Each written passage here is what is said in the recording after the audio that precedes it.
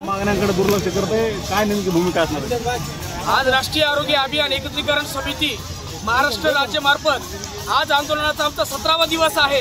परंतु आज या ठिकाणी पूर्ण जिल्हा नाही एवढा महाराष्ट्र एकवटला आहे तरी देखील शासनाने कोणत्याही प्रकारची दखल न घेतल्यामुळे आज या ठिकाणी आम्हाला एवढा प्रचंड मोर्चा या ठिकाणी सिद्धिविनायक कॉम्प्लेक्स पासून काढावा लागलेला आहे।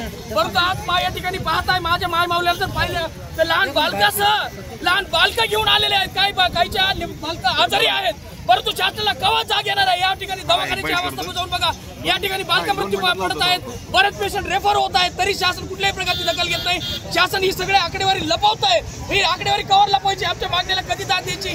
काल एक शासन आयुक्त मार्फत एक सर्क्युलर आलंय, याच्या 7 दिवसापर्यंत यांचे आंदोलन वापस घ्या, नाही दिलं तर यांना नोटिसा द्या आणि नोटिसा देऊन यांना कार्यमुक्त करा। म्हणजे आम्ही काय भाजीपाला आहेत का इथं? हा भाजीपाला आहेत की सकाळी घेतला दुपारी खराब झाला तर संध्याकाळी फेकून द्यायचा म्हणून?